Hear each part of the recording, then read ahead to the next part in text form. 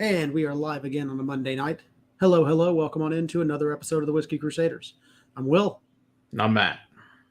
Today we are celebrating D-Day and drinking some drinking some whiskeys that were available at that time to our men and women that were serving at the time.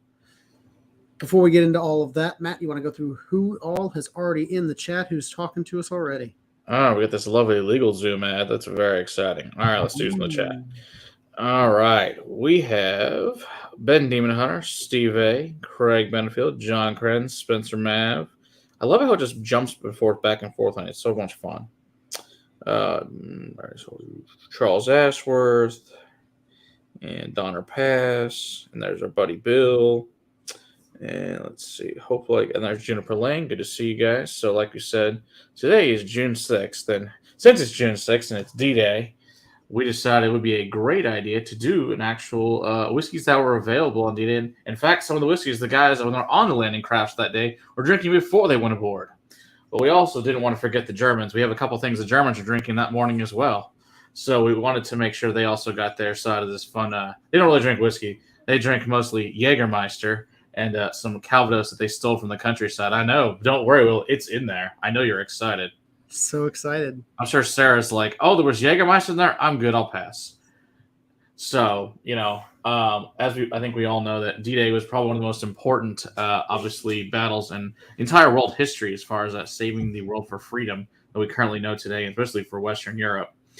So, I think we're going to start with some White Horse, the world's largest amphibious landing there with over 5,000 ships and over 150,000 troops that day. And unfortunately, we also lost several thousand Americans, Canadians, and British. We hit the 5 beaches that day.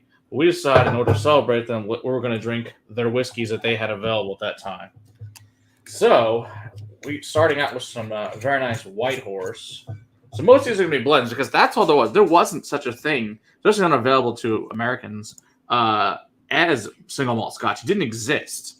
There's no such thing outside of Scotland. So, and at the time, so one of the things I also want to talk about, yes, and that is it. That's the White Horse. That's it. My beautiful, beautiful handwriting there. Yes, I'm sure there was some cognac too. I'm sure Scott and brandies and things like that.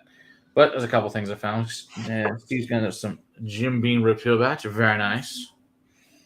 Yeah, that's about as close as I think we're going to get. Unfortunately, we don't have any World War II whiskeys. I'd love to try some. But so one of the things about World War II whiskeys was nothing was really being made as far as whiskey goes because all of the whiskey production was turned into synthetic rubber and other things you needed for fuel, for things such as missiles, torpedoes, bullets, all the things that were just slightly important to a world war. In fact, so one of the things that people would do, because they'd ask, what would GIs and sailors drink? Well, they drink anything, guys. It didn't matter what it was. But this is at least some of the better stuff we could get a hold of at the time would be actual, real spirits, not some of the things they would drink, especially in the Navy, where they said they didn't drink in the Navy. Of course, that's all a lie. They would actually go to the torpedo tubes, empty out some of the alcohol out of the torpedo tubes, and drink that. That was so great. I know that. So apparently they found out that they were drinking the torpedo tubes alcohol, and they started putting basically a poison in it that would cause massive nausea. But that stopped the sailors? Hell no. They figured out how to solve that problem. You take a piece of bread and you strain it through a piece of bread. It takes out that nauseating agent, and you can still drink it. So fun times there. Good times. Speaking of nauseated, Sarah is not going to be joining us tonight. Something with dinner didn't agree with her, unfortunately. It's no good. Say hi to Scott and Eric.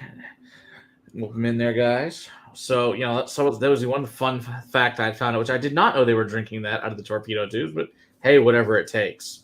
And there's our buddy Donald. Good to see you. In fact, in a couple of weeks, Donald will be on here doing Spot Night with us, so that'll be exciting.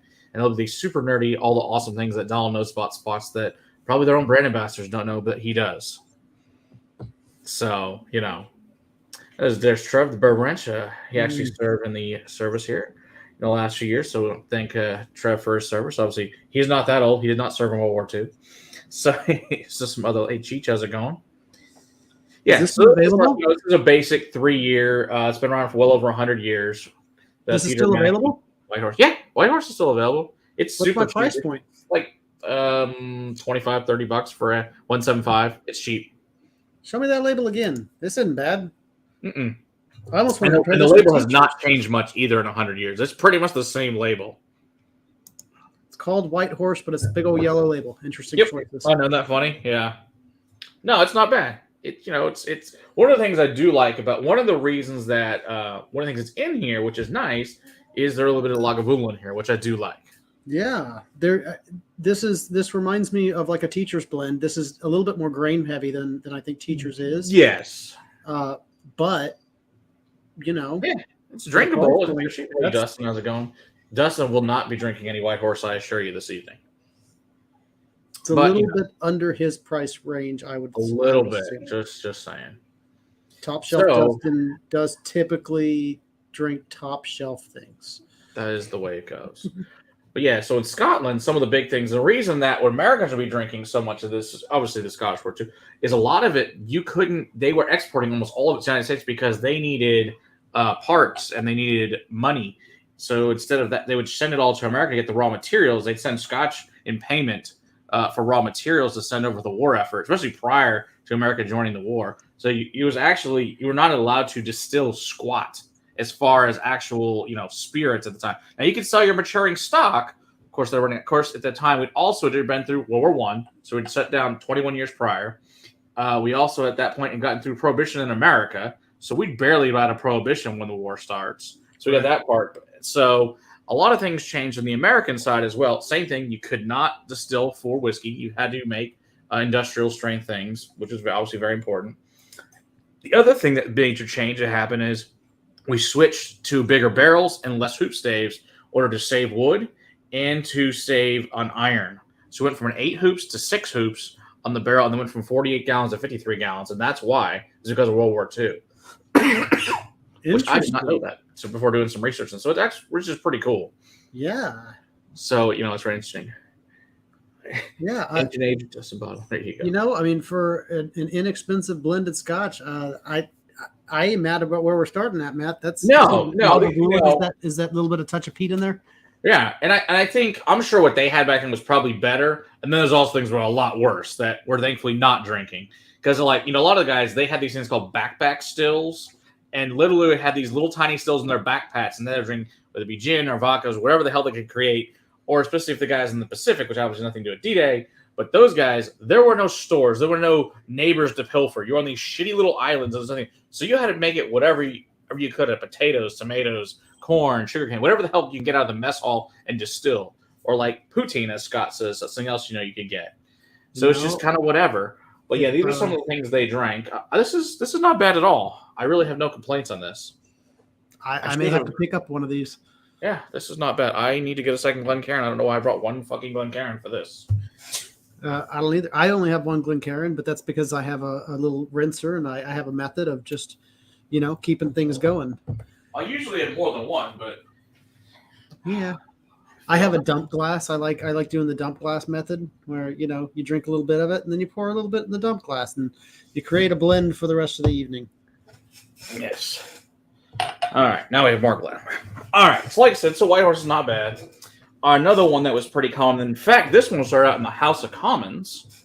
This is Black and White, it was actually a fancy thing with the black and white terriers there on the bottle.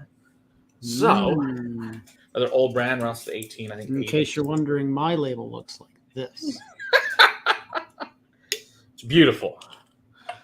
Don't lie. Very nice handwriting today. It is beautiful. It was a 40%. Yes, pretty much everything we're drinking today is more or less 40%, except for a couple of the bourbons we'll drink later.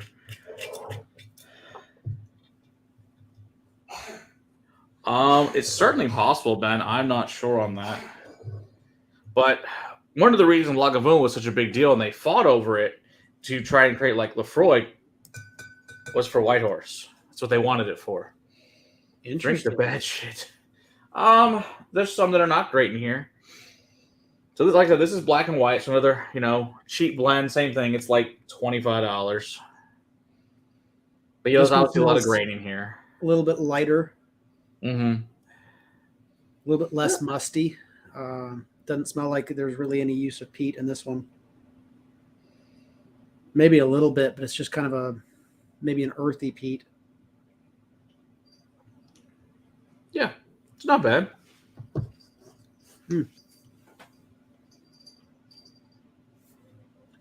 Yeah, that tastes like more of a Highland blend. Yeah, Light and fruity, surprisingly creamy. yeah, it's not bad. I mean, it's really not. It's not a bad whiskey. You know, I mean, like I said, it's decent. It's cheap, but certainly drinkable. I mean, the base. It's made by Buchanan. And we'll drink the 12-year Buchanan later on. That would be something the officers would have, not the enlisted guys. They could not afford Buchanan's 12, because in fact 12 is the lowest they have in Buchanan's. Because that was the secret to being so good, was 12-year. Give me black and white label and a black label beer. Oh man, black label beer. That's like the black lager's like the beer of death. Same on the toilet all night. And you're right, Donald. They did water down whiskey, then specifically to called Mackenzie King whiskey after Canada's prime minister to save resulting. Yeah, exactly. So that was the thing. So all the spent grain also went to feeding the cattle, and so we could send the same thing with cattle. Had to be sent for the war effort as well. So you had to be making sure you were feeding them with all the spent grain rather than just the regular grains. You wanted to distill it first and then feed the cattle. It was a very important process at that point in time to do so. But yeah, a lot of blends came out then, and blends in America especially were mostly, GNS and barley whiskey, because don't forget, like I said, we just come out of Prohibition, and so there was almost no age stock at all. Like, you just got to bottled and bond stuff at this point in time, more or less, at most distilleries. Or some were even barely back up and running. So yeah, it was just one of those things. Ooh, Scott says he's going to London and France. What should he look to bring back? That is a really good question. It sounds like a good question for the chat. It is a good question. I've not been to London or France. If I was going to go to France, it would be to go to a lot of wineries. So I don't know that I'm the right question to be asking on that one. There are some cool, of course you can get Bren here, but you might want to try some Cornog, which is very hard to find in the States. We've reviewed it. It's very good. It's a peated French whiskey. Belvois is pretty good. You can get over there, some special ones. Bastille's okay. You can get that here, so I wouldn't really worry about that. But like you said, the wine, but especially if you're just are you going to duty free? You're just all over the place. Because like one of the things you can is get a lot of scotches that you can't get here. You can get over there, which is especially in London, you can get Adnams. You can go to Milroy's, which is a bar you need to visit there in London. That's a really, really important bar to go visit. Amoric's very good. You're right. I've got, I think, 3 or 4 different Amoric's at least here, which I do really like. That's a good one to get. Back here under that's very nice. This is true there, Dustin. This is true. No, this is not bad. These neither one of these are horrible as I was afraid. I cracked these open for the first time tonight. They've been sitting around in the other room that never opened. I was like, I knew we need them at some point in time. I just wasn't sure when. Well, that's true. Bring back really old Armagnac is a good choice. London, Spain. Yeah, France. seriously. And I bet you can find some super Armagnac. Yeah, super good, super cheap at that. Mm-hmm. Yeah, I try to find anything that you can't find in the States. That would be my best choice to tell you. Is just look for brands that you can't get here or brands of different offerings you can't get here. And feel free to text me while you're there, because I can certainly help you and tell you if you can get it or not here. That's the kind of a mate you get when you become friends with the Whiskey Crusaders. This is true. We will personally guide you on your trips, and you can send me texts and pictures of things where you're at. Sometimes in the middle of the night, and I still respond because I'm usually up. Things like, nope, you can get that one here. You can get that one here for cheaper. That's a really good price. I can only see half of the next bottle. Can you send me one more photo? Yeah, exactly. All right, so VAT 69 is the next one we're going to. Now, of course, if you guys have seen Band of Brothers, now it's not this particular bottle. What he was drinking was significantly better, but this is the only VAT 69 you can still buy currently. He had a better version of this that was on the show, but you can buy them, but they're Dusties and they're really expensive. But this is what's available is VAT 69. This was very popular back then with the guys during the war.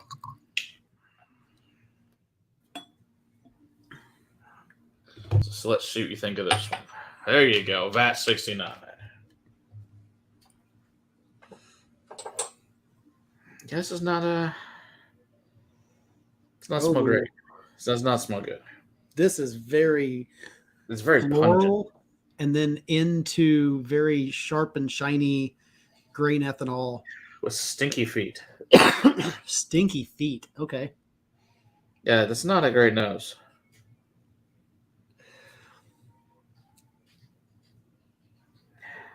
Yeah. It's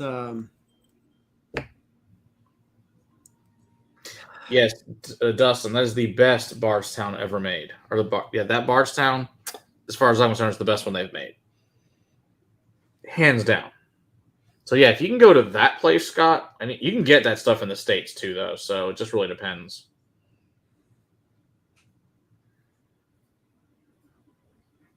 Yeah, it's amazing. One of the cool things about D-Day too was that they set up this gigantic fake army that was all blow-ups. They're basically big blow-up things, and that was the fake army that was coming to attack them, not realizing they were because they thought they were going to attack more closer to like Dunkirk and stuff, but they didn't. Right. They came around and hit the other 5 beaches, and they were surprised. What a fun time they had for both sides. Obviously, a horribly bloody, lost thousands and thousands of guys. Almost, that's lovely. What if the mods would take care of that? That'd be great. Thank you. Appreciate you, mods. Oh, you do love some a-hole like that. That's lovely. Do love to get those. They're so fun. Yeah, the Rangers knew exactly because they were needing to go up. The airborne troops were there. We're already heading. Yeah, and then you see those insane gliders the guys came in on, which blows my mind. If you guys haven't seen The Longest Day, that's an old. I think it was like 1949. I think when that came out. John Wayne and a lot of the people think so. Yes, Eric. Thanks very much. I'm actually really not looking forward to sipping this one. Yeah, that's not as bad as I thought it would be, actually. Not great. It's not as bad in the palate as I thought it would be. Mm-mm. It's fine. It's actually serviceable. Oh, and then the aftertaste, though. It's not good. So the actual palate is fine. Yeah, you're right. The aftertaste is It's after you've swallowed. all metallic grain alcohol. Yes, all of that just kind of grows from the back end. Oh, it was that late, Steve? Damn, I didn't realize 62 was when The Longest Day came out. Oh, I'm thinking of Battleground. That came out in 49. Sorry. Oh. I get my old World War II black. Yeah, I guess that was not black and white. But yeah, sorry, you're right. Good movie, though. There's lots of good ones. But those are probably the best ones for D-Day. Is that and Saving Private Ryan. But yes, it's not bad stuff at all. I think it's not as good as the first two, but I don't think it's like the worst thing we've ever drank. We've drank worse. Yeah, we have. It's not my favorite, but Still better than Proper 12. yes, it doesn't take much to get better than that. Good grief. I don't know that I'm going to put this one in my blend. Oh my gosh. I'm going to put a drop just because Lovely. We have a little bit has to go in, but I'm pouring the rest back in the bottle. Jeez. You're right. The cast of The Longest Day is insane. It's like every famous freaking person at the time is in that. It's kind of like A Bridge Too Far. Same thing. Everyone who was famous at the time is in that movie. They get every A-list Hollywood, star and then shove them into one movie because they're like, oh, I want to be in The Longest Day because it's one of the greatest. I think it's a long movie too. I want to say it's like 3 hours, something like that. Yeah, it's fine. No. Guess we'll see. I sat through the extended editions of Lord of the Rings. I can see that. You've arrived at the naked bots are here. Well, clearly, that's clearly it. All right. What's next? All right. Let's see what's next. I found a VSOP. I'm going to drink some Cutty Sark, which I know that Will's not a fan of, as we just reviewed this, because this was another thing that was available to the guys was Cutty Sark with the cool ship on it, and the review will be out next week of this one, so I'm not going to say too much on it. So, but the base on this one is Glen Ross. So we shall see. Oh, maybe I wasn't a fan of this one. That's probably the problem, Dustin. Speaking of movies and TV shows, let's go ahead and get this started. What is your favorite? I want to hear from the chat. What is your favorite wartime, but specifically World War II? I would say movie. But well, you know what? Let's just go wartime movie, just because I want to see kind of all the fun answers. Isn't that the point, Donald? Though, I mean, I think that's the point. Kelly Sherrills. That's a good one though with Clint Eastwood. That's a good one. With the bank robbery, it's pretty entertaining. That's our buddy Erica there from Mirage. I think pretty much seen almost every Clint Eastwood movie ever made because he's freaking awesome. Braveheart is the best war movie. It's very good. The Empire Strikes Back. There you go. There's I'm a big fan of that one. Yes. Too far or The Hill. The Hill. What's the Hill? I know a bridge too far. I don't know that I've seen The Hill. I know Hamburger Hill, but what's The Hill? I'm not sure I've seen The Hill. Oh, Fury. That's a good one, Chris. Yeah. That was a great one. They've made a lot of really good ones in the last few years, too. Dirty Dozen. That's a good one. Can't really go wrong with that one. Black Hawk Down. Okay. Oh, yeah, quick as far with Black Hawk Down. Very good. All right, so here's the cast of The Longest Day. Let's put that up. So we got John Wayne, Robert Ryan, Richard Burton, Henry Fonda, Eddie Albert, Paul Anka, Red Button, Sean Connery, Kurt Jurgens, Pete Lawford, Roddy McDowell, Sal Muno, and Robert Mitchum. Yeah, you really can't go much wrong. The Big Red one, that's a good one too, Bill. That's a really good one. The Big Red, which is, of course, about the Marines, and the Big Red one is on their patch. They still exist today, that their group, which is pretty cool. George Segal. It's very. Oh, yeah, you were out of a room there in your comments there, Steve. Probably. But yeah, if you haven't seen Longest Day, I suggest watching it this evening if you don't have to work tomorrow, or even if you do. Still worth your time.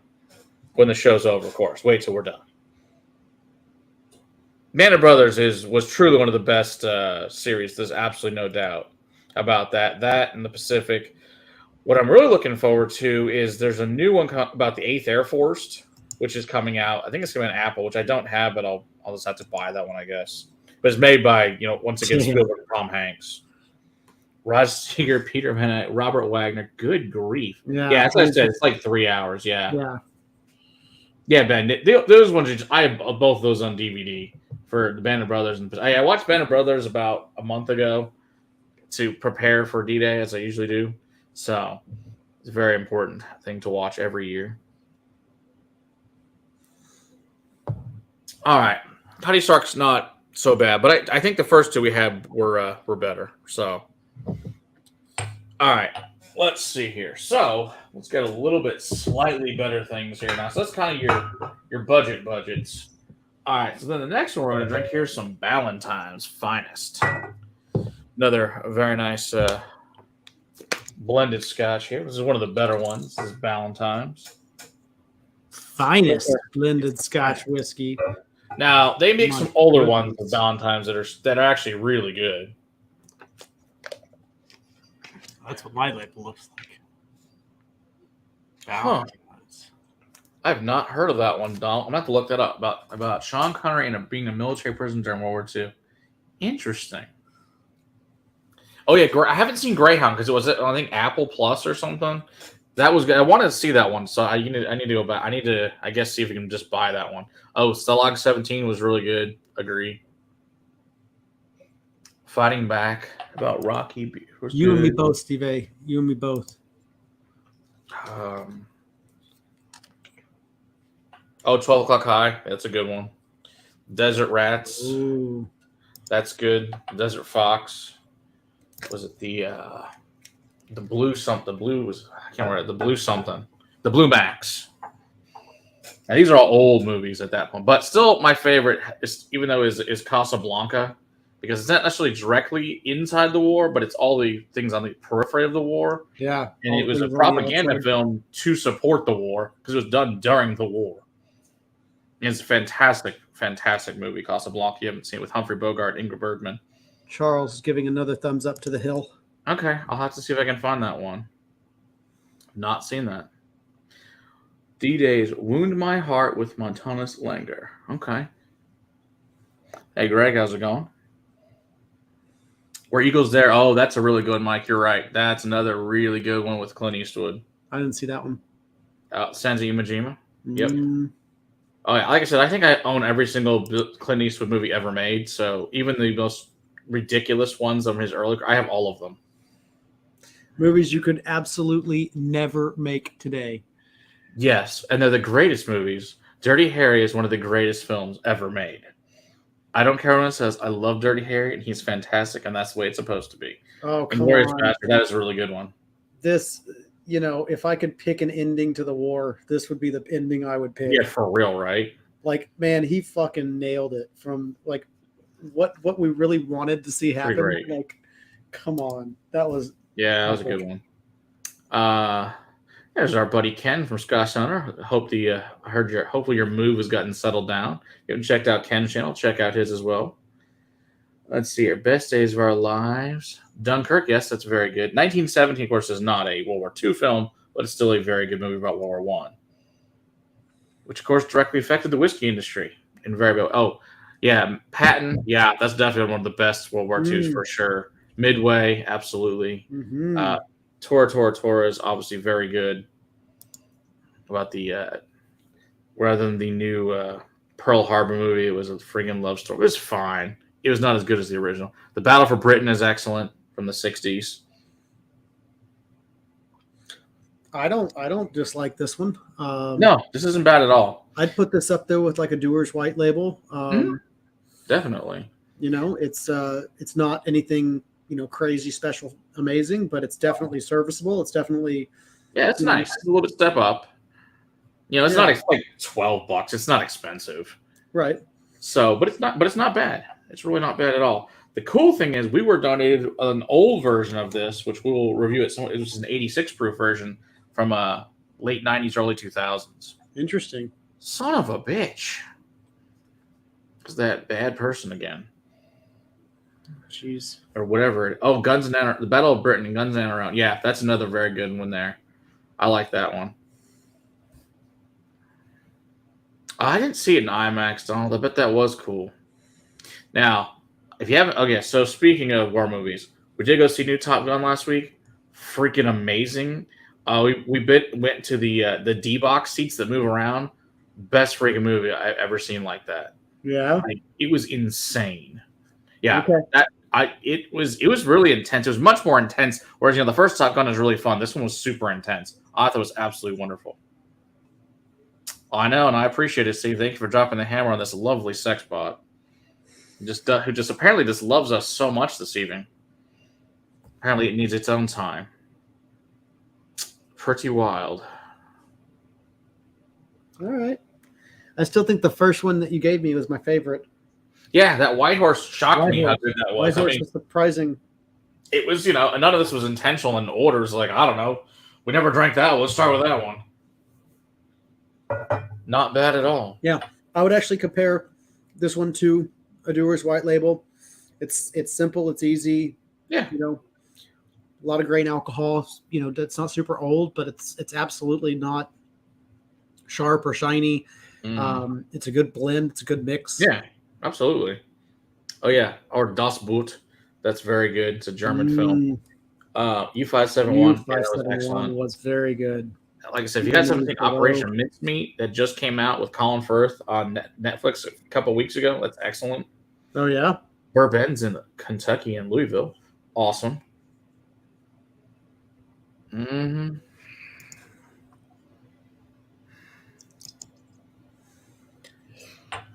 All right. Hell, get the damn water bottle.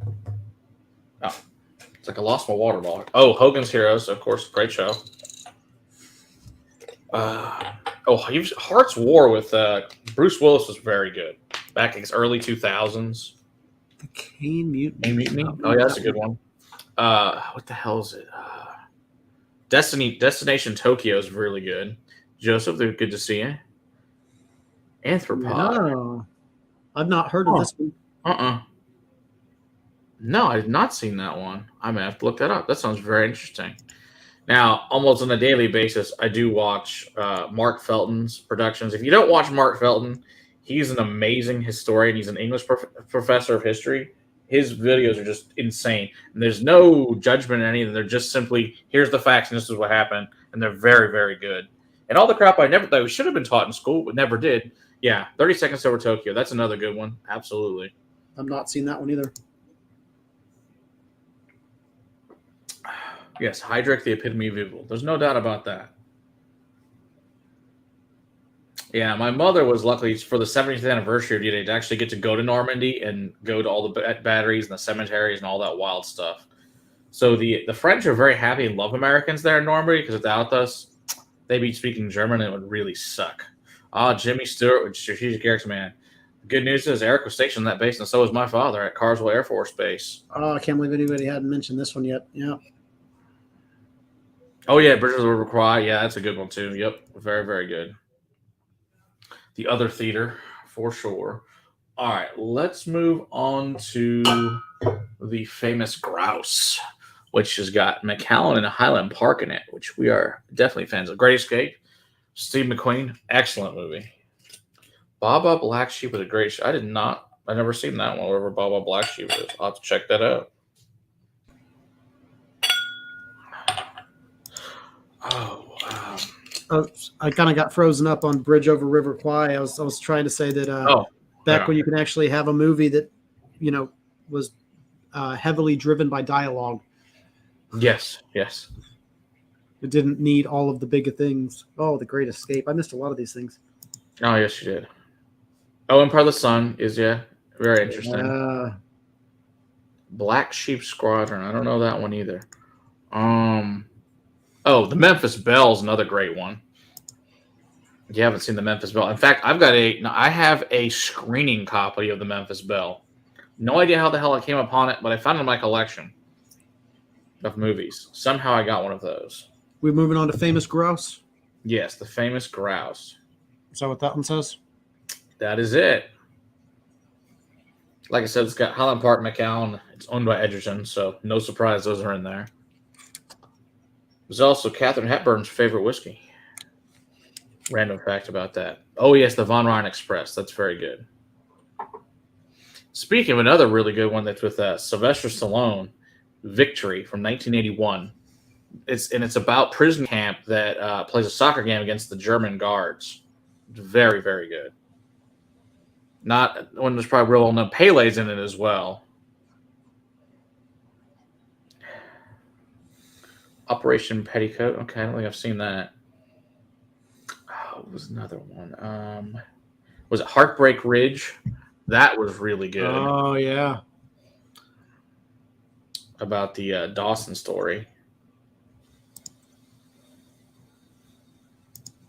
Yeah. Hey, Sylvester Stallone is the greatest ever. You can't say that. Makes all my favorite movies. I'm not enjoying the nose on this one, Matt. It's all right. I prefer the Black Grouse to this one, to be honest, but I don't think the Black Grouse was out then. This smells very funk forward. Like you said a foot earlier, this to me is smelly foot fungus. It's not my favorite. That's lovely.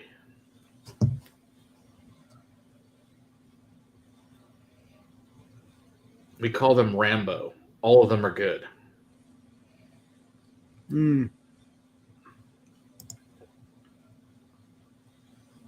Oh, Heartbreak. What am I thinking of? There's another one's Heartbreak something.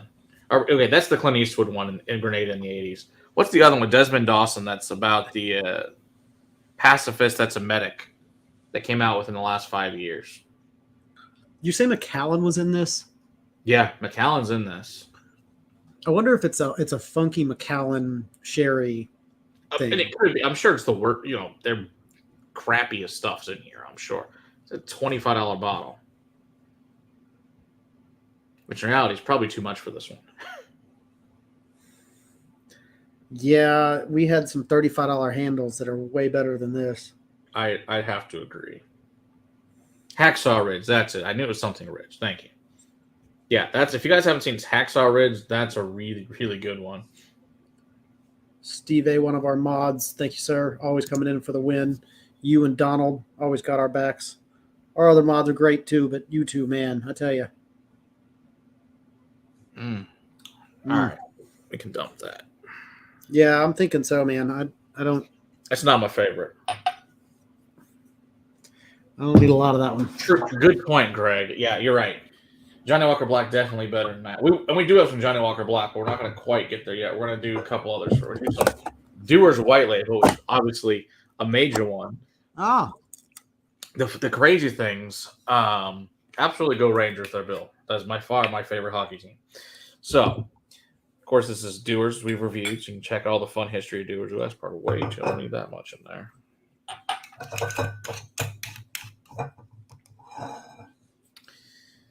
But, it's Dewar's. This is, in fact, it was hard to get this in the States for a while. And so the funny story is Shively was distributors on this in the States. And they said they would call over. They said, we need trucks to get the whiskey down to the docks to get over to the States. They said, we'll even send our own trucks to get it, to bring it to the docks. They said, you bring your trucks here to Scotland, they're going to take your trucks for the war effort. Don't bring your trucks here. They said they'll be all repurposed. I said, oh, so never mind. Hey, Richard, good to see you. And there's our buddy Andy. Good to see you as well. Yes, we have seen Operation Mincemeat. It was fantastic. And that's about the battle before going to the invasion of Sicily with Colin Firth, and it's excellent. And Greg, hey, Troy, good to see you. Watching from the office fully clothed. Well, I'm glad to hear you're fully clothed. That's very nice. It's preferable not to be nude at the office. They do frown upon that, generally speaking. Unless you're in a certain business, then, it's whatever. if you're on TV, you can be Jeffrey Toobin. There you go. They still, I mean, it's still on CNN. It just blows my mind that Can you guy's believe that? on. Can you believe that? That man is still on It's CNN. like, how little talent is on that channel that you still employ that a-hole? I just cannot Unbelievable. understand that.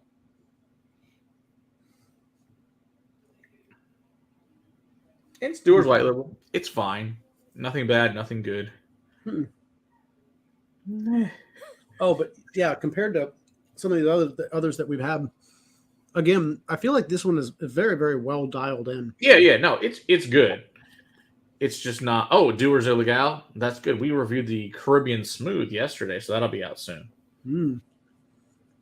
Holy shit, Andy said his great uncle jumped in the 82nd Armor into North Africa, Sicily, Normandy, and Operation Mark Garden. Wow. That's pretty awesome, Andy. Holy crap. Bill says, for our Canadian friends, I visited the Memorial in Ypres, Belgium, and was moved. The Canadians gave all their cheers and God bless Canada. Oh, absolutely. If we didn't have the Canadians in several places, it would have gone very poorly. They're very important. Especially, to the Belgium and the Netherlands absolutely loves them for obvious reasons. I've not seen that one either. I saw that pop up in the chat earlier, but it's a British sitcom. Yeah. Huh. Okay. Check that out. And that's true, Dustin. You're correct. No doubt about it. Sending the Canucks. Yeah. Only thing better than being a union employee is being under a long-term contract. If they're a large pay if they fire you. Good point. But yeah, there's a reason George Whiteley has been around forever. It's won 500 rewards, which is, in fact, even on the bottle, 500 gold medals. Wow. Yeah, it's good. There's a reason it's been around since the late 1800s for a good reason. A Canadian goose. Canadian goose is what you're looking for.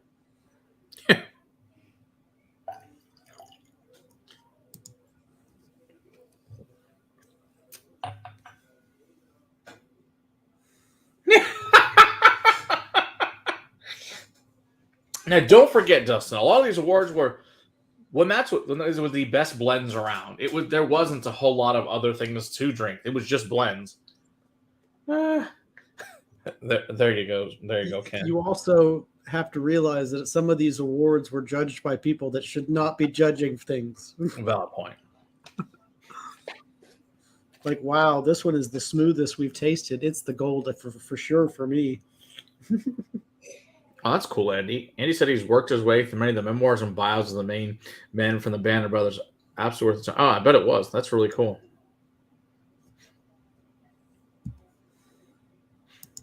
$32 bottles from Scotland. Very nice. Wow.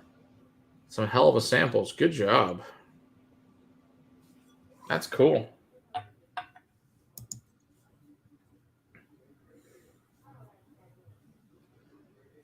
Yeah. Yes, and they're also usually wrong, Dustin. That's why we don't let them judge those things. But they would, and it'll be terrible. It's called a royal warrant. Yes, yes. And Lefroy has one. Yes, by Prince Charles in 1984. By random bullshit facts. All right, let's move over to... I have the rest of the shitty red label, which I'm going to kill off because I don't need this in my house anymore. It's this old little freaking red Johnny Walker. I think we all know about the Johnny Walker red. It's been You gave me reviewed. Johnny Walker Black, though? I gave you black. I got black, too, to wash this cesspiss of red out after I drink this. Because it's disgusting. The new... Oh, it's so nasty. Oh, God, that shit's awful. Oh, I hate red. That's so awful. Why do they make that shit? I don't know. Put some black. Okay. This is also... Now, this would be in the Officers Club, the black label, 12-year Johnny Walker. The good stuff. One more time. Got a couple of good ones here to finish off. You want to show the people one more time? The good stuff, the black label Johnny Walker, the something you actually want to drink. 12-year-old age statement. 12-year. Nice little bit of peat here. And this is in the O Club for sure. That and some Buchanan's 12. What are the base GW red single malts over the decades for red? Cardew is the main one. They don't really get into a lot of the other ones. I know they own so many distilleries. You know, it's a Diageo brand now, but you know, it's allied for a long time too, and all that, which is just transferred over and national and everything, which all ends up becoming Diageo. But Cardew's been the base forever. When they you know, it was basically they bought it to make Johnny Walker, so they had enough malt for it, and that was late 1800s, I think, something like that. That's when they bought Cardew. I still like White Horse better than this. I don't know if Glenkeechee was or not. So that's the other thing, you know, about a lot of the distilleries in Scotland. Obviously, were not only were they not in use, a lot of them are being bombed during the war because they were making products for the war effort. So a lot of them were, I know Dalmore was bombed for sure, because they were next to a naval yard at the time. So, you know, a lot of the factories were bombed. Just the lowland distilleries were bombed. And so you had in all the grains, you know, you were very, very careful with the grains that they had going in because you had to use it for the stuff. You know, and food was obviously hard. Holy crap. This guy just won't give up. They're so fun. Man. I don't dislike this, but it's much more sharp and ethanol heavy than I remember it being. Yeah. It seems to have more grain in it now that we've had some other things in it. I'm not sure. You know, towards the end of this, we'll be done here in a minute with the scotches. Maybe to try a little more White Horse and see if we're just because it was the first one of the night, we're still actually that good. Go back I a agree little with bit you, man. I think we should switch over to the bourbons. Yeah, I think we should end with White Horse when we finish with the scotches because it's crazy how my memory of that one is just like that was just so much better than this. Yeah, and that's I'm not really feeling the Johnny Walker Black. I usually really like Johnny Walker Black. I do too. I mean, their green label has always been by far the best. A favorite of mine. I actually I enjoy the green label. It's quite tasty. I enjoy Green Label and then the stupid shit, the Ghost and Rare crap, because I'm dumb. Yeah, the Ghost and Rare stuff is actually really tasty too, but it's just so silly expensive. Crazy expensive. All right, the last scotch of the night, the most deluxe up here, Buchanan's Deluxe 12-year. Definitely another favorite of the Officers Club. Of course, here's the bottle. It's just nice and pretty. All right. Oh, agree, Ken. I think we're all pretty much agree here that the blended malt of the green is by far and away the best thing they make. All right. This has got one of those stupid pours in it that I can't stand. I had to like drop it out. It was fun pouring your sample. Like, I got it to pour. I was like, don't stop. I've not seen that type. Yeah, it's just, I don't know. I've seen it in some other bottles. I don't know why Buchanan uses it. It's really annoying. Other than that, I like the bottle, but I really do not like the thing. I agree. So, Great King tell me Street. the bottle again. This is, you said Buchanan's, and Yes, this actually Buchanan. has an age statement as well. This is 12. Yep, this is 40% 12. Because 12 is, and it's always been a 12 because that's what made it so good. Is Buchanan's was he only put 12 in. That was the only thing he was willing to put in it. So it's always been one of the premium blends. Interesting. And I've got several other Buchanans. I've got, the Masters. There's a 15, the 18. There's another deluxe one. There's the Red Seal. Good stuff.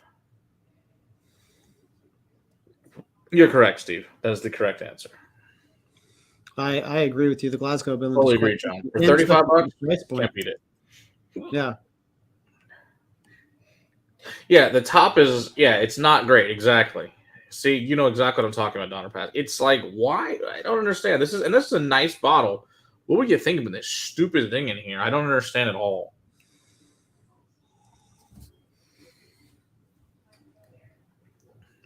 That's way better than Johnny Walker Black, though.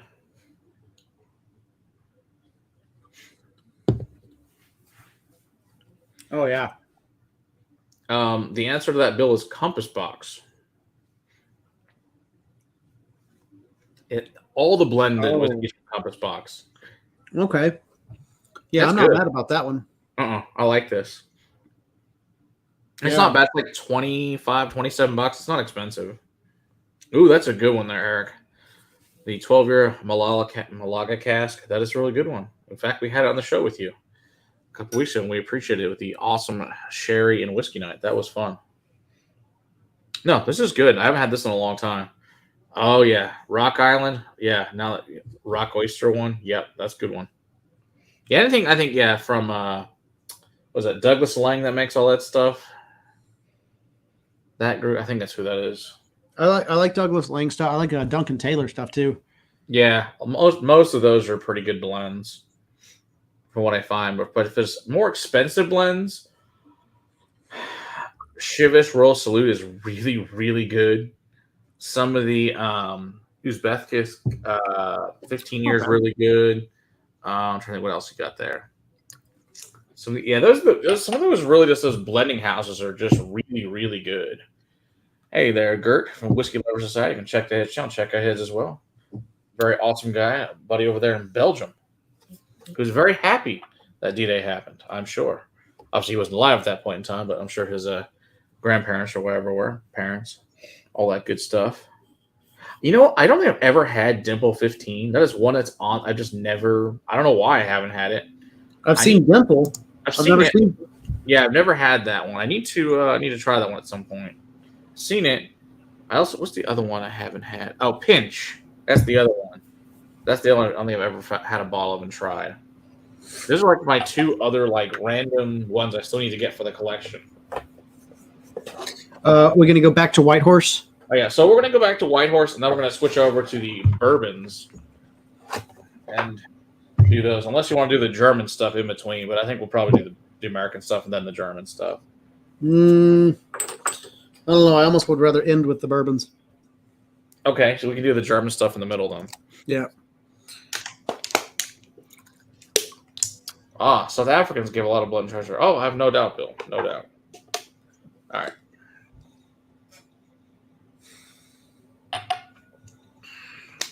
Back to the nose, it actually does smell a little bit more sharp and a little bit more grain forward.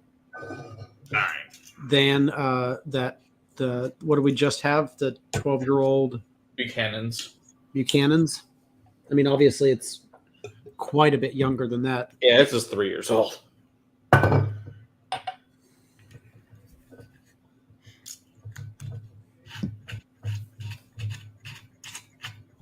Holy crap. Eric Waite says, my grandfather, Lieutenant Chester Waite, was at Midway. Different campaigns, same war. He was awarded 4 Bronze Stars and a Silver Star. Well, that's awesome. Well, that's a hell of a man. That's wow. It's quite amazing. Thank him for his service. I'm sure he's no longer with us, but yeah, That's quite Yeah, it does taste, the youngness actually does show up, especially after drinking the older, but it's still, come on, that's a damn good blend for $25. Yeah, that's not bad at all. Yeah, like you said, it's a little sharper after we had, but I'm not sad about that at all. No, I would say this is still less sharp than the Johnny Walker Black was. agree. There was more of an ethanol ding in Johnny Walker Black than in this. Mm-hmm. Oh, this is nice. Awesome. We might have a new fun daily drinker there. Hey, there's our buddy. I found a new handle to buy. That's always a fun day for Will. Yeah. There's a buddy. Time for a dram. Gregor. The date is September 10th, Gregor. That's when it is for the Bastards Ball this year. So you have a date to come out and hang out, all that good fun stuff, the insanity that goes on down there. The true Age of 89 and 96. Well, that's awesome. Very nice.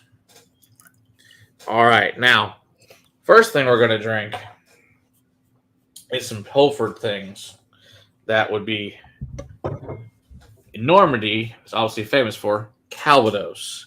And when the Germans were there, they'd like to pilfer all their shit. And this would be one of the things they would take was Calvados. Ooh. That's a good. I don't have any of that left. I don't think. Will, do you have any of the 12-year Kirkland blend at all? Still? Yes. Steve wants to know, what do you think is better, White Horse or the Kirkland 12? The Kirkland 12 is rounder. It's definitely, it doesn't have any peat to it. So it's a completely different sipping experience. I think I'd probably have to say the Kirkland. Okay. For most of the time, but only because of the roundness, only because of the mouthfeel. This is the White Horse is a little sharp. I would say even Teacher's is a little bit less sharp than the White Horse is. Okay, now we know. See, plenty of time to cook the bacon. Naked grouse. That is a very good one, Chris. I like that. Yeah, for 28 bucks, you can beat the naked grouse. White Horse is the new Teachers. Well, that's freaking grapey. Well, this is Calvados. It's just apple brandy. Yeah. Yes, exactly. Given the Calvados region was one of the early targets for invasion, which is why we're drinking this, was because I know they drank tremendous amount of it when the Germans took over. It's like white grape juice, though. It's like it does smell a lot like it, but yeah. This is a 4-year-old VSOP. You said the apple? Yep, apple. That's what Calvados means, is apple brandy. Yeah, I know I knew that at some point in my life, but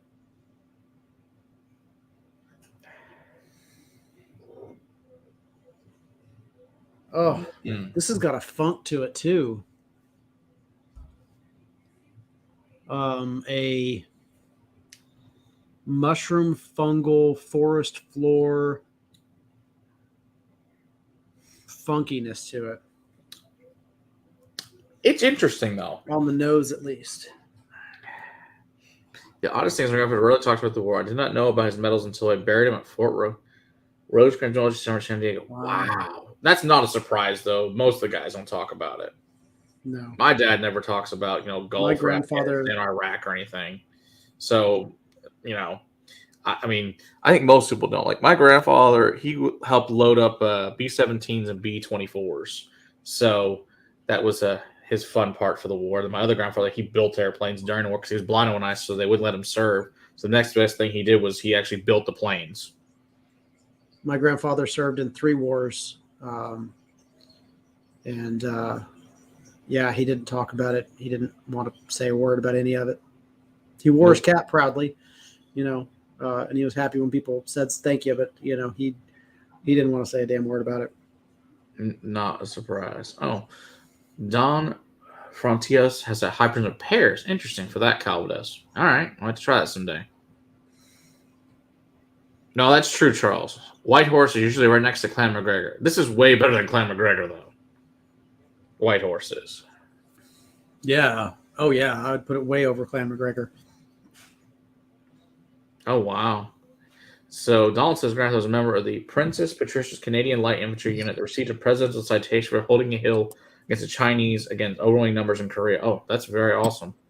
He never spoke of it. Oh. Yeah, not a surprise. I'm not a fan of that. It tastes headsy. It tastes really sharp ethanol. Interesting. So my mother's stepfather never spoke about war, so he was in the Normandy the day after D-Day. Jeez. My grandfather and my dad say he watched World War II movies all day, every day. He liked to talk about it. Interesting. Yeah, everything I ever heard about the war was like what they did in basic training or camps and stuff they did around the States. You know, that was usually about all you would get. Mm-hmm. You fought the high school cafeteria wars. That's very nice, Eric. Hopefully you were successful in your battles in the cafeteria wars. Oh, and now we get to move on to Jagermeister, don't we? We do. We have to talk. Yeah. I have to grab it out of the freezer. Oh, you put yours in the freezer. Oh, it's always in the freezer. I always have Jagermeister in the freezer. I wonder if I have Yeah, we're not gonna Jagermeister go in on. the freezer. Now, this bottle of Jagermeister is probably old as crap. It's I do have a bottle of Jagermeister in the freezer. Oh, good. 15 years old. Minimum. Delicious stuff. But very important for German war effort. Now, my labels come off because it sat in the freezer for so long. But everybody knows this bottle. I got a good looking label. There you go. There's the nice label. So, you know, there's the deer on it and the cross and all that good fun stuff. So, the big thing in the war, this is the biggest thing Germans drank in the war, Jagermeister. And what it meant was about hunting, master of the hunt. But during the war, it was referred to as Göring Schnapps. And Hermann Göring was the number 2 in command of the Nazis. He was a master on a huge hunting lodge that he had. He killed everything and anything. He had a whole force devoted just to him. Where's the Red Bull? Oh, God. Disgusting. I can't pretend I didn't do those back in the day. So the guys, you know, this is the guys actually on the beaches who are shooting back at our guys. It's what these guys are drinking that day. So I didn't want to take anything away from that. But the Germans were drinking this disgusting Jägermeister schnapps. Like I said, everybody as the Göring schnapps. They don't want people to talk about that now from the Jägermeister brand. But that's what they refer to as Göring schnapps. The thought of Jaeger's causing my stomach to turn.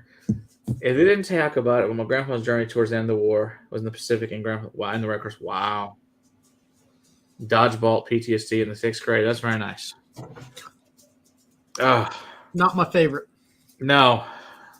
This alone should cause them to lose the war. I can deal with it, but it's not my favorite. I'm gonna have to step away from. He has to run away. Anyway, so those are the two things we had for the Germans tonight. We give them a little bit, you know, they were the enemy in the war, so we got to give them something. We don't have to, but, you know, it seems like only if we're going to talk about the war, you got to talk about both sides. And so that's what they were drinking, the lovely Göring schnapps there, Jägermeister, which Jägermeister does not want to talk about, but that's too bad. Yes, I watch Mark Fulton all the time, Andy. The greatest thing. Oh, yeah, about Göring and his health and art. Oh, yeah, they're crazy. And he's such a fat fuck. They had to have a special car for him because he was so fat. It's absurd. He had the Blue Goose. It's something else. You know. All right. So let's drink some actual stuff that we want to drink now. All right. So now we're going to talk about what the Americans had. All right. Now they had a lot of the Scotch as well, obviously, because like I said, most of it was going to the U.S. anyway because you couldn't get it there. In fact, it was so bad in Scotland, you couldn't even go to full production until 1954. That's how dwindled the grain supply was. And so, you know, you're talking almost 10 years later before you could go to full production because there was still all that thing. All right, so let's start out with one we probably never talked on the show, W Harper, which is a nice bourbon. And, this one's not talked about a lot, but came back to the States a few years ago. It was out of the States for a long time. It was only in Japan after the war. One of the things that kept bourbon alive was Japan after the war because of the U.S. servicemen over there, and the Japanese ended up really liking it. Ivy Harper, Four Roses were two of the bourbon brands that were only there. And there were shitty blends here. But I know my grandfather actually has a bottle of this bourbon that's probably from the 60s or so. That's the actual bourbon that's from Japan, which is really cool.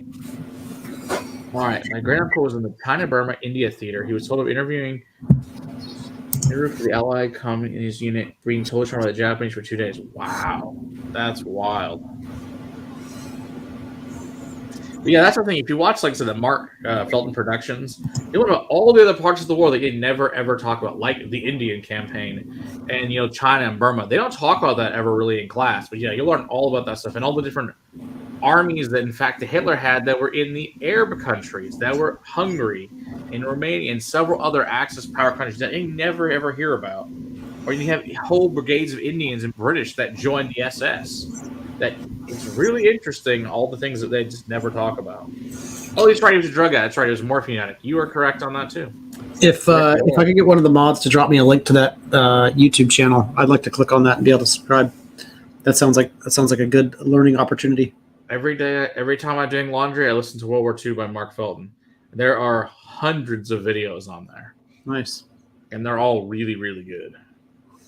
Said, read Wine and War, the French, the Nazis and the Battle of France, Greatest Treasure by Donald Custer and Pete Custer. It would give away a completely different perspective on the French. Okay. I'll have to read it. I'm sure that's very interesting. I know that there's a region in Germany and France that has been highly disputed over the years. Alsace and in that area, it's gone back and forth between who is in control of it. Yeah, I can imagine that written from a winemaker's perspective would be very interesting. Oh yeah, no doubt. So Ben Demon Hunter said in 2017, our grandfather told us, our family, that it was a story for the first time. He was supposed to go to Juno Beach, but had a medical issue pop up and was held back. Never saw his unit again. Wow. Yeah, I think that's what my grandma thinks. Let's go to the Battle of the Bulge. He got pulled out, and he never know. He still doesn't know why he got pulled out, which was crazy. Hey, Dram Yankee, good to see you. There you go. And there's Mark Felton's thing. Perfect. Yeah, he's a PhD. His war footage is incredible. The actual war footage. The really cool thing that's about his videos too is he has a lot of the old propaganda films that were shown in the theaters prior to movies. So there was no TV back then. The news of the day, you went to the theater to find out what was going on in the war. And so it's fascinating to watch some of this American propaganda films that they were putting out at the time, which was obviously very important for the war effort. It's just very interesting to watch some of those original films. And he throws them in there. That's true. Greece is kind of forgotten War II. The Guns N' Roses is a great movie. Yes, Greece. A lot of the countries are forgotten because we're just not taught about them. But basically, every country was involved. And, they talk about Switzerland. Switzerland was totally involved. They shot down our planes all the time. And they kept our guys, as, damn, he's back again. And kept them in camps until the end of the war. And kept our planes and shit, too. It's wild. It says Champagne was a common battlefield because it was easier to cross than the mountain. Oh, they all say because it's flat. It makes total sense.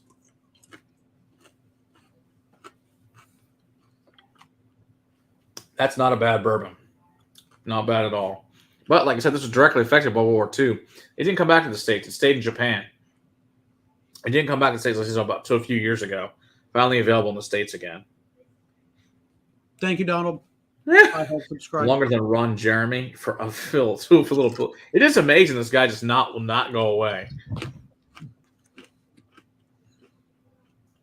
I was trying to give some to another cat because you jumped down there. You don't get any more. Ha ha. Well, let's also be, one of the things too is at the end of the war is we went to war with the Soviets. It may be the Cold War. Hell, we're at war with them right now.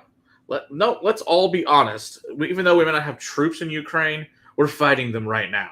They're giving them all this shit. We're fighting them. It's a proxy war, but we're fighting them with our dollars. We're allowing for ourselves to become massively inflated. We should never have allowed. We should never have allowed the Soviets to keep anything either. But instead, we were tired of war, and we just let them keep a bunch of shit and everybody knew it. That's why the Germans all ran to not be, taken prisoner by them, which most of those guys never came back.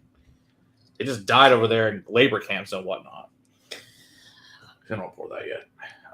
Let's do another one that is also was Japan only for a long time as a bourbon. Another effect of World War II. Four Roses. Same thing. It's only a shitty blend in this country, but the good bourbon for Four Roses is in Japan after the war because the GIs over there and the Japanese are getting an affinity for it, and really and truly them and the Aussies helped save the bourbon business in this country. Without them, that wouldn't be it. And it's because of World War II that they developed an affinity for American whiskey. And they're back again. Wow, they are fun. So this is Four Roses? Yes, now that's true, Bill. Patton and MacArthur had a plan to meet in Moscow, and I agree. That would have been the correct plan, which is why, they took him out, as far as I'm concerned, Patton, because of that. That they didn't want him to decide, just, hey, fuck it, let's just keep going. Which is, he totally wanted to take the Soviets out and destroy communism right then and there. Which in reality would have saved hundreds of millions of lives at this point in time if the Soviet Union didn't exist after the war. Same thing goes for China and all those other fun places. Would have been a great. Yes, I would have been fine with him nuking the damn Soviets. Without China, we wouldn't have North Korea. I mean, exactly. Like I said, there wouldn't be Vietnam. There wouldn't be any communist countries if we just finished it the proper, which is let them keep shit. Keep coming back and getting swatted down. Pretty much, Dustin. Pretty much. Wow. Damn, that's crazy. This guy just will not give up. That is nuts. Are we not allowed to? Let's see here. It's like we time them out. It's like, can we ban them permanently? Like, maybe like a ban button or something. I can hide users from this channel. Let's see if that works. Yeah, do that. I did that. Let's see if that does anything. But yeah, that's the thing is like, it's sad, and then we traded Prague, which, for Vienna, which really pissed me off being, Bohemian. That was really shitty. It's like, yeah, great. Just what we needed. We shouldn't have traded anybody. They should have kept their own shit, and those fucking Soviets should have left. Well, it's been a long time since I've had base Four Roses. It's okay. Yeah, the idea Harper's better. I think so. A little less spiky. A little bit more vanillas and caramels. Yeah, it's fine. Maybe he's enjoying our conversation. I'm sure that's totally it, Ben. I'm sure that's exactly why they keep posting. It's fine. Yeah, it's fine. Oh, that's the Calvados. I don't need to put that in anything.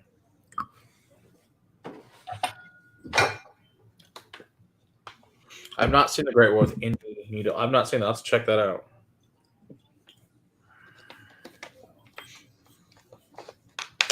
Don't know that one. My favorite history podcast has been Behind the Bastards, where he goes through and just tells you the worst aspects of all the worst people in the world. Yeah. Oh, okay. He just kind of dials into all of just the worst aspects of humanity. It's really interesting way to look at it. Lovely. Yes, Operation Paperclip. That's true. We got Nazi scientists and kept them away from the Soviets. That's true. That's how we went to the moon. That's what I was going to say. That's how we got there. Yeah, well, it's not just that. That dude with the fucking massive scar across his face sitting there right next to Kennedy. Well, and you think about this, we did the same thing with the so here's the other horrible thing about it. We traded a lot of the horrible shit for them to get their medical research they did in the camps. Not just the Nazis. We did the same thing with the Japanese. The horrible shit they did to our prisoners of war. We traded them for it, and almost none of those guys are ever prosecuted because of it. Like, oh, if you give us all the horrible shit you did to our guys, we won't prosecute you. That's great. Think how many guys were killed at the Nuremberg trials. It was 10 that we executed. That's it. 10. And most of the ones that committed lower crimes, they didn't do shit to them. Nobody cared. It's horribly sad, but it's the truth.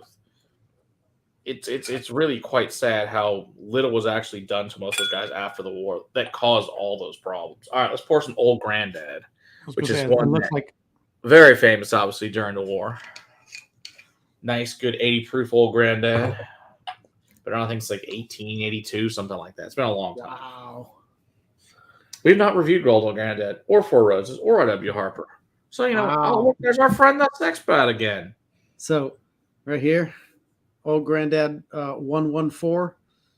When I find one of those for $25, I pick them up because they are tasty little high proof wonders. The preferred bourbon of James Bond. Keep them away from... Yeah, Van Buren, that's true. If it wasn't for him, you're right. We would not have NASA. There's no doubt.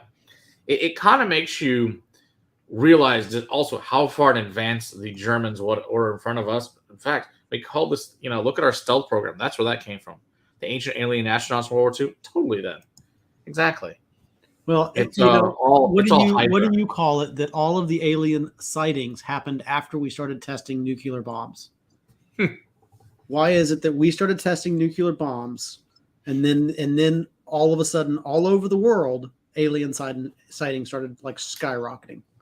It's because the Russians turned green with the glowing nuclear waste. Seriously, that's what part of it is that they were horribly deformed from the nuclear radiation, and they did glow green, and there were some Russians, and that's one of the sightings was actual, I guess more or less they were cosmonauts. Of course, they didn't exist yet at the time, but yeah, that they started glowing green, and of course they died because horrible radiation poisoning. But fun times. Unidentified. First letter stands for unidentified. We don't know. They could be cosmic beings or interdimensional. There was no other choice. We did it to keep the Germans away from the Soviets because they would have just used it for horrible shit. There's no doubt we'd made the right choice, sadly having to take them, but there was no other option. You had to take all of them out of Germany to keep the Russians from But did you have to use them to get us to the moon? We didn't have to, but they knew a hell of a lot more than we did. That's true. I mean, if you look at all the great shit that came out, a lot of it's based today is on old shit from the German, look at the B-2. The B-2 is a 1943 German aircraft that they came. If they had been able to fight for another year, it might have ended the other way. They had jets and shit before we did. They had all this crap. If they had just more time to develop it, we could have really been in serious trouble. That's true. Godzilla was also dropping the A-bomb on, although didn't Godzilla come out before that? Pretty sure that movie was like 1930s. Wasn't the original Godzilla like 33 or something? Oh yeah, Eichmann show is worth watching. Yeah, that's. I know King Kong came out before it. Yeah, King Kong definitely. That was like 33, 32, somewhere in there when King Kong came out. I've actually watched all the King Kongs. The original ones up to today. It was very interesting. They had them all on HBO Max. So I decided to watch them all.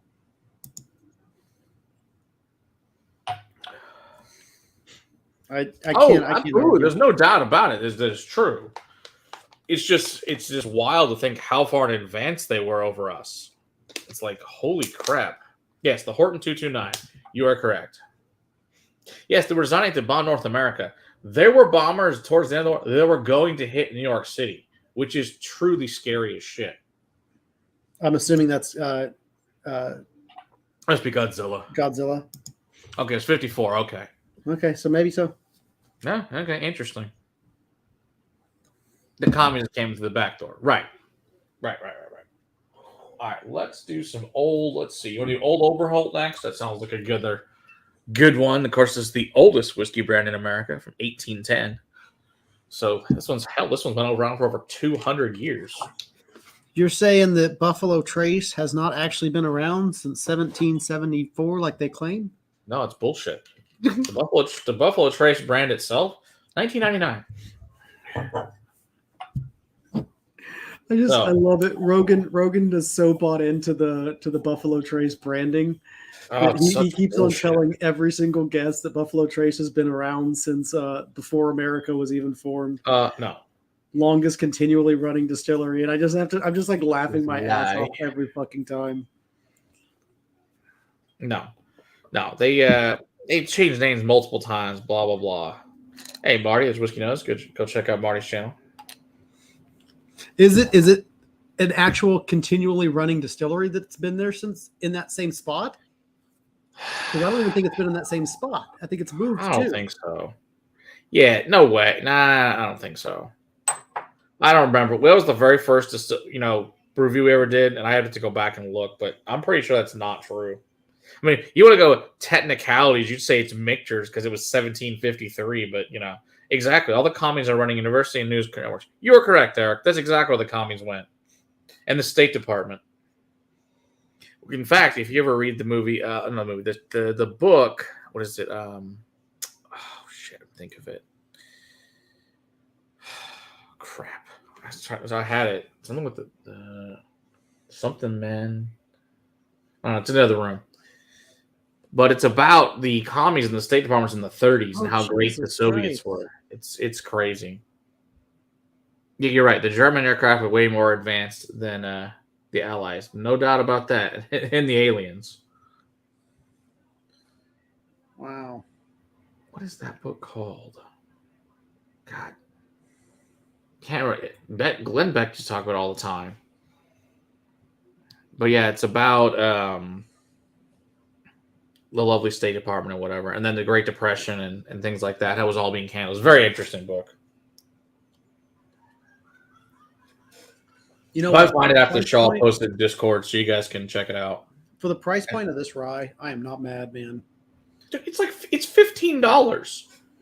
No, for 80 proof, it's totally solid. In fact, this is the old one. The new one, the 86 proof, is non-show filtered and it's $18. I'm not mad, man. Like, no.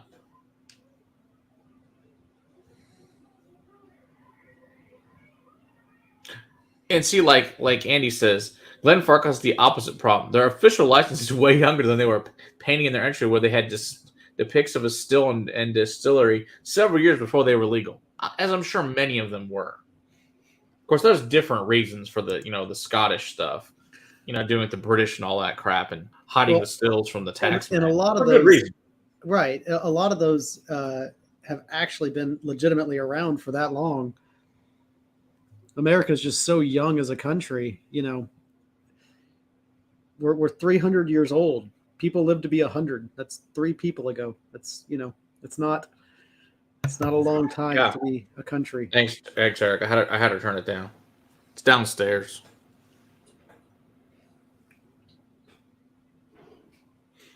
Yeah, for real. They just smeg my head. That's correct. That is correct, Donald.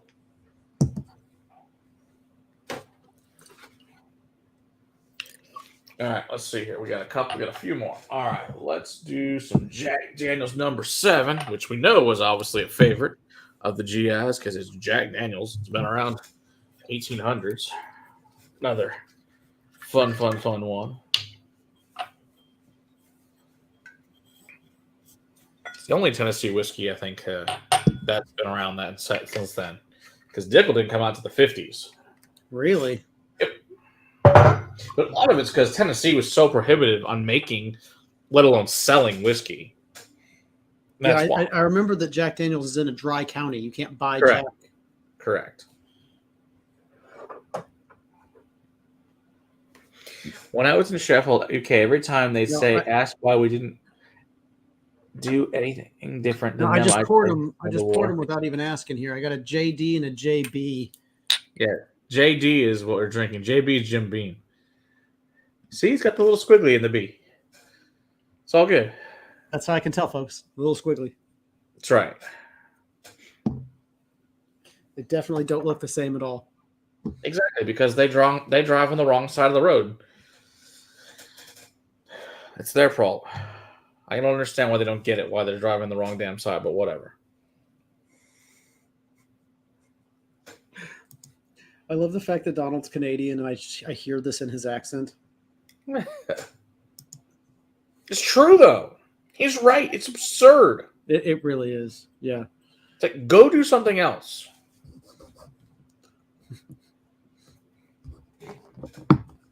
Well, and they're waiting around for 300 seconds just to do it again. Like that's right, which is like, absurd. seriously? Like, what are you doing, man? Oh, another news today. My brother had his 6th child today, so I can say congratulations to my brother, to my new nephew, Benjamin Ignatius. Welcome to the world on Congratulations, D-Day. six-time Uncle Matt. That's right. So that's pretty awesome. So congratulations on that. When are you going to watch all 6 of those kids? Nah, not by myself. Fun times. So that's why And he's they're not back watching. again. My God. So that's good for him. But yes, and Bell passed the 8th grade, so we're glad on that too.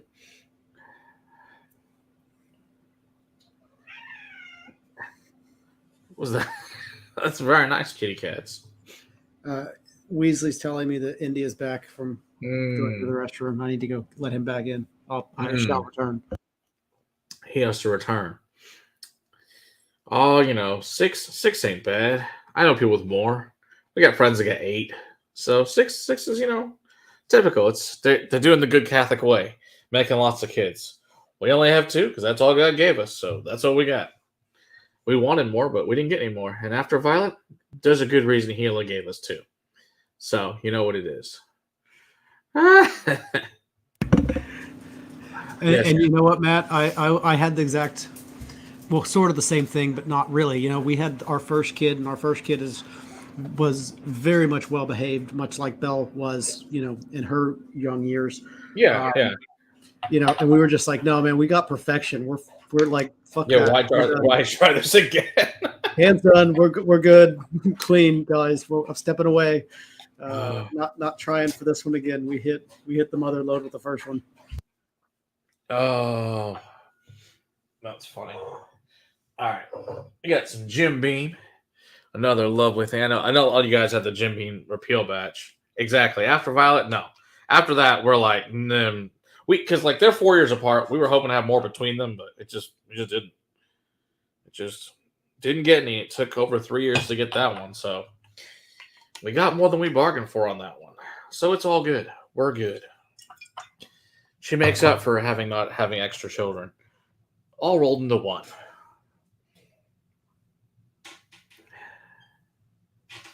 Did I miss something about Donner Pass and some kind of... Going from JD to JB. What did I miss? Oh, I did see about that. That's so awful about Glenfarclas going to broke it in two. Yeah. Special order robbery. Yeah, I saw that. It was so sad that they broke into Glenfarclas and stole $200,000 worth of whiskey. Jesus. Terrible. I didn't see anything about that. That's nuts.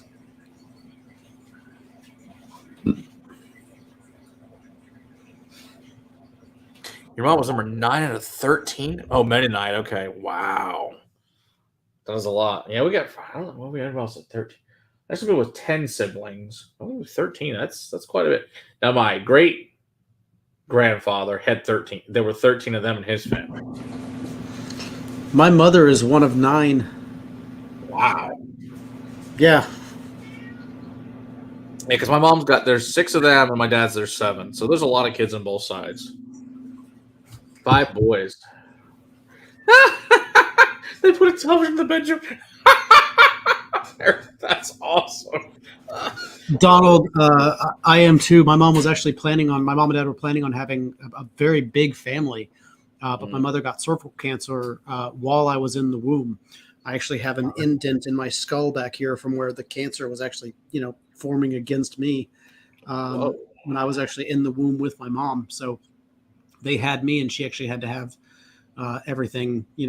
She had a hysterectomy at that point, so they were only able to have one child. And when I hit puberty, she said that she was really thanking God that she was only able to have the one child, because there's absolutely no way she could handle more than one of me. It was just I was in terror. No, it's not that many balls on our pass. I know it's not that many balls, but it's just awful that they were stolen. because of those family cask reserves are very old and irreplaceable. So Jesus, how can I get rid of you?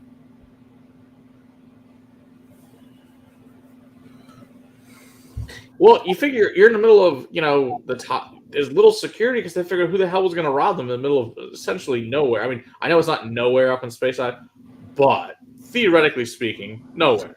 I mean, like, it's such a small island. Like, where are you going to hide it? Like, you have to have this thing Right. fucking planned the fuck out. Well, I mean, you're gonna, especially for those ones. I mean, who are you going to sell this to?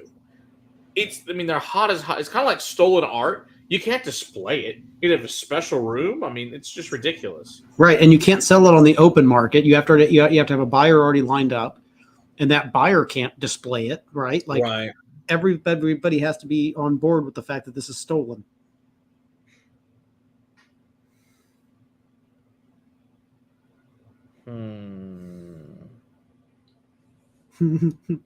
That's exactly what I do with it, Dustin. That's exactly what I do with it. Well, that's the other option. But my guess is these guys, since for what they stole, it's not going for the belly. They're going. No, this is going to go to Japanese. This is going to go to Japanese businessmen that don't give a fuck. That may be very true, which is sad. The Oh, Chinese. he said it is middle of nowhere. Okay. The Chinese and the Japanese market for whiskeys and wines is just the most insane thing that I think ever. I think we could have an entire stream just talking about that market. I may have to do that someday.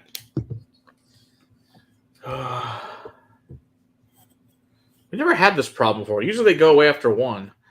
This is the most dedicated one I've seen. Yes. All right. Old Forester, 86 proof. One of the few that never went down to 80, which I do appreciate. Yeah, seriously. Holy crap, that's hilarious. A friend from Hamilton, Scotland. His wife is from Waco, Texas. They have 9 kids. They used to live next door to me, and they moved to Waco. Well, that'll do it. It is Waco. Only thing good in Waco is Balcones. Rest of Waco, they leveled it. Wouldn't faze me at all. Could care less. Wouldn't bother you a bit? Nope. Just really sad about Balcones, I don't care what happens the rest of that town. It's fine. There's not because we've been stopped in that shitty city trying to go through to Austin multiple times, and even when you go around it, it is such a shithole. I don't even go that way anymore. I go down 281 every damn time now. I don't give a shit if it takes an hour more. It is absolutely worth the stress and the zero stress of stress. Is 281 one lane or 2 lanes each way? Sometimes it's one, but it's in the middle of nowhere though, right? It's in the middle of the nowhere and 70 mile an hour. Worth it. It's kind of like going out to Granbury or Glenrose, or even Fredericksburg. It's such an easy drive, even though it's 4 hours. There's no traffic. Nothing's out there. Right. It's just perfect. Up and down hills and beautiful scenery, things to catch your eye, just gaze off at for a moment. It's beautiful. So I think, Johnny. All right, we're finishing up on this one, Matt. We want to go ahead and tell the people what's coming out this week and all of that. I will. So Fable and Folly will be out tomorrow. The lovely Orphan Barrel, they're from Diageo, which is Stitzel Weller, which is delicious. We've got that, and then we all have what's the other one I said to do this week? Cutty Sark is the other one, and then the Black Rhino will be the liqueur for this week. So very cool. Heavy 6. My beat is later this month. Opening with friends from 72 Rare Malls. Wow, look, 66 local barley from Ring. Green Thistle 50%. Holy crap. That's awesome, Joseph. Happy birthday to you. That's freaking awesome, dude. That's really cool. Ooh. Awesome, Andy. Appreciate it. Thank you, Andy. Donald says, don't forget to join the Discord. We are part of the Whiskey Discord, the Whiskey Channel Discord. And there are a lot of different YouTube channels that are a part of the Discord. It was set up by the Whiskey Dictionary, and we get to be a part of it. If you're not part of it already, click on that little button right there and join. You can get your whiskey questions answered literally day or night. Somebody is always there to talk to you about whiskey. No, it does. Yeah, it's bottled at Stitzel Weller. Yeah, it's funny because they used to bottle the other orphan barrels at Dickel, but this one's bottled at Stitzel Weller for whatever reason. I don't know why they decided to start bottling there, but they did. It's weird. But that's what the bottle says, so who knows? All right, everybody. Well, it's been fun. Happy D-Day, and happy to my brother and his sixth child. It's pretty awesome. It's pretty great. And so I do want to finish with one more whiskey, which I don't think it's not even a whiskey. I'm going to pour some of this Sledge Spirit of 42, which is from the Pacific Theater recipe, which is tomatoes, cane, corn. You've had it. You like it. Oh, that one was really good, wasn't it? Barrel proof. Interesting. It sounds awful. Right. But yeah, it's potatoes, tomatoes, corn, and cane, finished in chart number 4 for 3 years. This is delicious stuff. So, in fact, we're going to have these guys on the show on June 27th. They're going to be at the house to bring all of their products with them. Nice. And we'll be talking about World War II again, but this is his dad's recipe. So this is very cool stuff, and it's really quite delicious. So I'm really looking forward to hearing about that from him, and should be fun. It's Old Burmhigh MGP Rye. Very cool. Thank you there, Dustin. But yeah, so like I said, once again, so happy to everyone. We really appreciate all the awesome stuff that our soldiers and sailors, everybody did that day, and thank God for them, or we'd all be speaking another language. So with that, we will see everybody next week for a good fun. Bye-bye. That's right. Cheers, everybody.